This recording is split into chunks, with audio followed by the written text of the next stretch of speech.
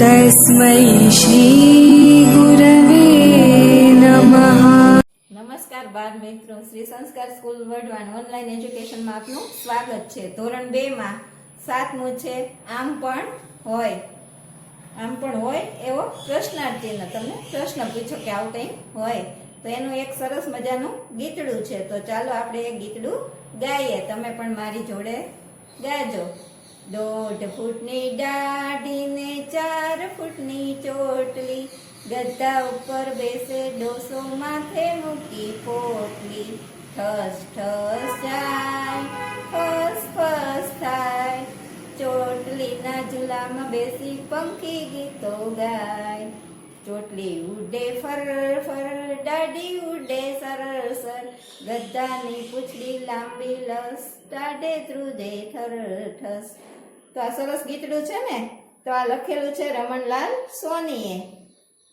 તો તમને ગીતમાં સમજણ પડી ગઈ? આ ચિત્ર જુઓ તો આમાં શું કહેવામાં આવ્યું છે? 1.5 ફૂટની દાઢી, એની દાઢી કેવડી છે? તો 1.5 ફૂટની છે। અને ચોટલી જુઓ તો ચોટલી તો 4 ફૂટની આપેલી છે। પછી શેના પર બેઠેલો છે? તો આ ડોસો છે એ ગધેડા ઉપર બેઠો છે, અને માથે શું છે દેખાય છે ને? માથે મોટી પોટલું મૂક્યું છે। હવે એ જાય છે ને ત્યારે તો ઠસ ઠસ અવાજ આવે છે અને ફસ ફસ થાય છે, આવી રીતે અવાજ આવતા હોય છે। પછી ચોટલીના ઝૂલામાં બેસી પંખી ગીતો ગાય। એવી લાંબી ચોટલી છે ને તો પંખીને તો એ ઝૂલા જેવી લાગે છે, તો પંખી ત્યાં બેસે અને સરસ મજાના ગીતો ગાય છે। ચોટલી ઉડે ફર ફર, દાઢી ઉડે સર સર, ડોસો જતો હોય છે ત્યારે પવન આવતો હોય છે એટલે એની દાઢી અને ચોટલી ઉડતા હોય છે। પછી ગદ્દાની પૂંછડી લાંબી લસ, દાઢે ધૂળે સરળ ઠસ।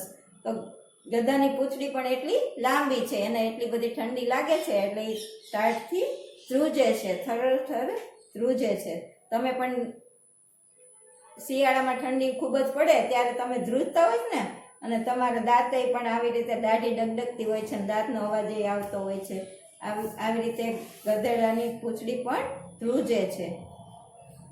તો આ ગીતમાં તમને ખૂબ જ મજા પડી હશે। હવે ચાલો આપણે સમાચાર જોઈએ। તો આ સમાચાર છે તેમાં તમને ખૂબ જ હસવું આવશે એવા સમાચાર છે, જોક્સ જેવા। તો તમે બરાબર સાંભળજો। વડોદરામાં ખૂબ જ તાપ પડ્યો, તળાવમાં લાગી આગ, પાણી સુકાવા લાગ્યું અને બધી માછલીઓ જીવ બચાવવા ઝાડ પર ચડી ગઈ। પછી બીજું છે, લાલાભાઈના લગ્નમાં થાળીમાંથી લાડુ ઉડ્યા અને ડાલાભાઈના ઘરમાં ઘૂસી ગોયડા ઉડીને સૂઈ ગયા।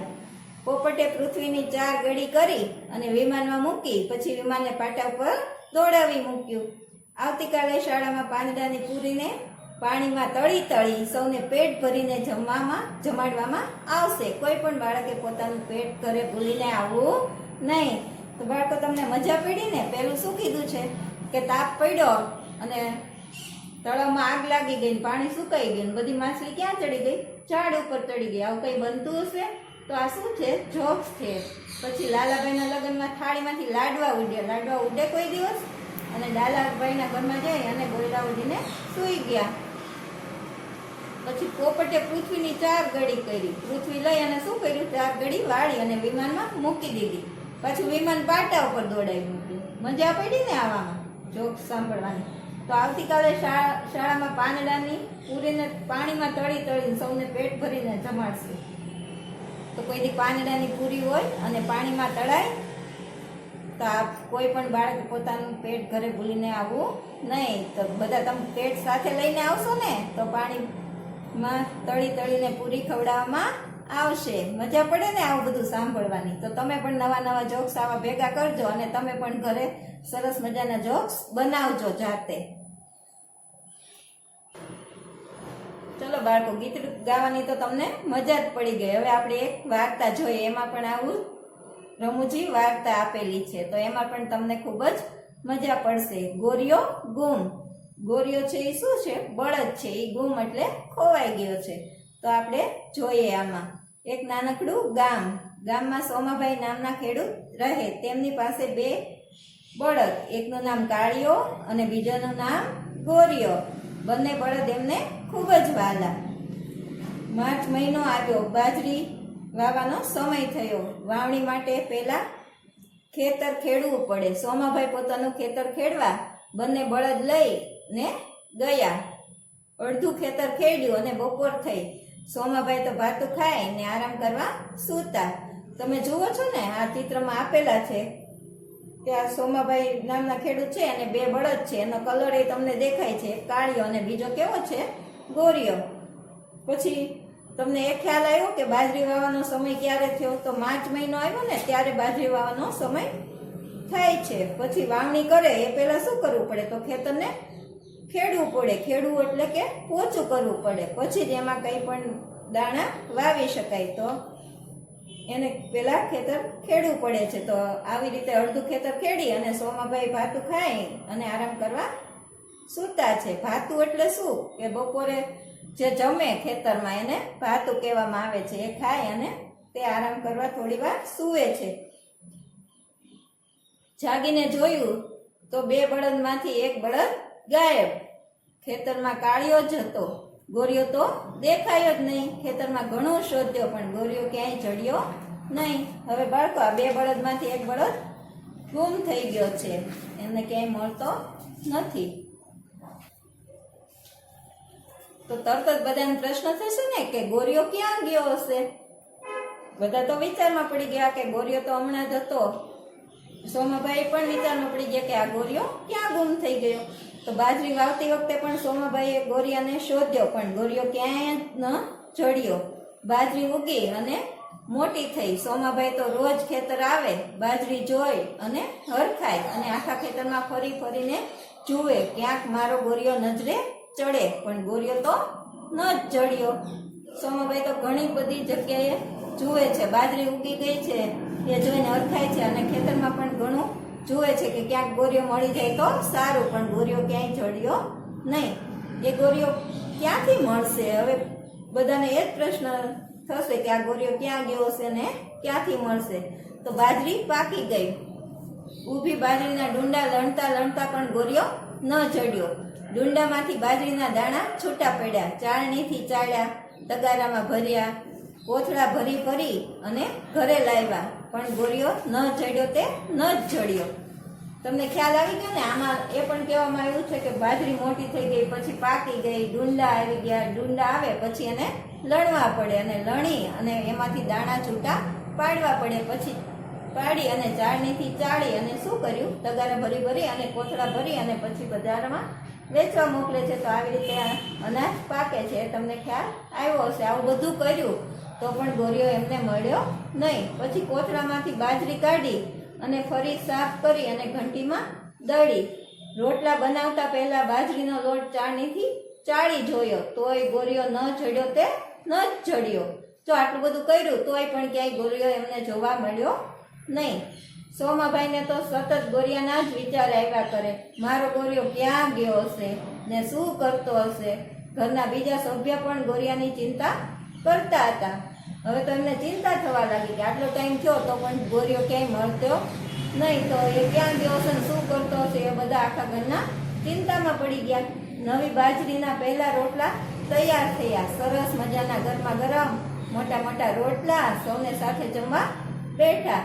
આવી રીતે બધા રોટલા બનાવ્યા અને બધા સાથે જમવા બેઠા હતા.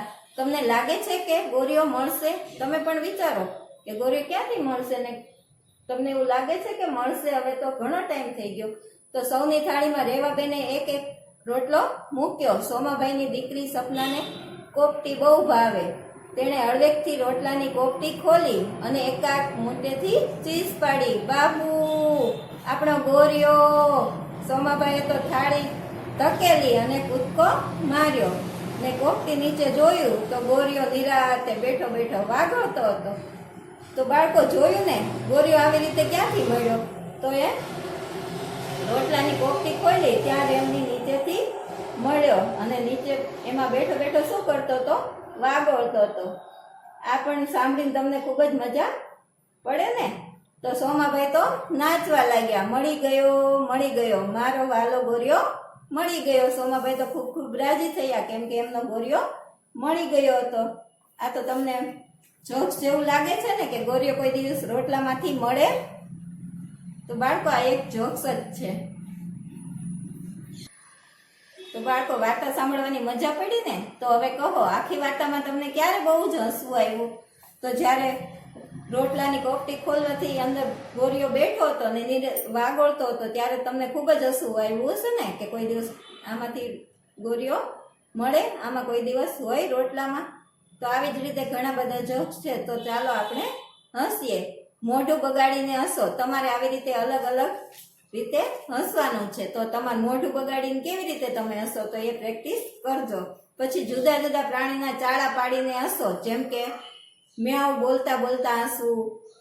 એવી રીતે અલગ અલગ પ્રાણીના અવાજ કાઢી અને તમારે હસવાનું છે. પછી ગાંડાની જેમ હસો. ગાંડા કેમ હસે એવી રીતે હસવાનું છે. પછી કોઈ ગલપચી કરે તેવું હસો. તમારા નાના ભાઈ બહેનને કહેજો કે તમને ગલપચી કરે અને તમે પછી હસજો. તમારા પપ્પા કે મમ્મીની જેમ હસો. એ કેવી રીતે હસે છે મમ્મી અથવા પપ્પા? એનો અવાજ કાઢી અને તમે હસજો. વાંચો અને હસો. કૌંસમાં આપેલી રીતે હસો. જો ઝાડ પરથી કીડી પડી તો નીચે હાથી દબાઈ ગયો, હી હી હી એવી રીતે હસવાનું. પછી ઉડતા ઉડતા કાગડો એક આંખ બંધ કરી અડધું ઊંઘી ગયો, હો હો હો હો એવી રીતે હસવાનું. પતંગે દોરી છોડવા માટે ફિરકીને મિસ કોલ કર્યો, તો આવે અવાજ કાઢીને તમારે હસવાનું છે. પછી મેં તો ડબ્બામાંથી કંઈ નહીં કાઢી અને પેટ ભરીને ખાધું, હી હી હી હી. પછી કીડીએ હાથીનું શર્ટ પહેરી લીધું, હા હા હા હા. કીડી હાથીનું શર્ટ પહેરી લે. મચ્છરે માઇકમાં ગીત ગાયું, હી હી હી હી. બળદે ખાવા માટે ઘાસનું તળખનું તોડ્યું તો તેના ઉપર સોમાભાઈ બેઠા હતા, હા હા હા હા.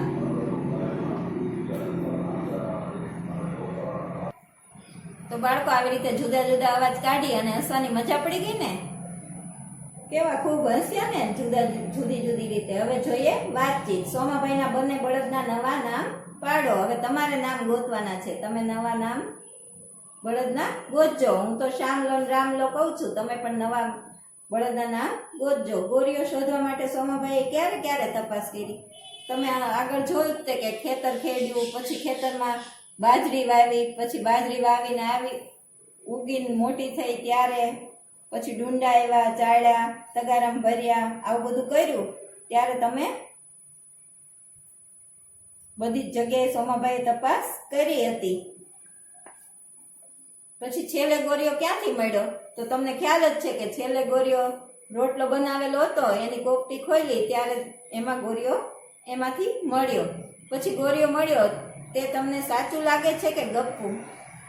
એ તો તમને ખ્યાલ આવી જ ગયો હશે કે રોટલામાંથી કોઈ દી મળે તો એ સાચું નથી ને? તો આ એક મોટું મજાનું ગપ્પુ છે. ગોરીઓ ક્યાંથી મળ્યો હોત તો તમને સાચું લાગે?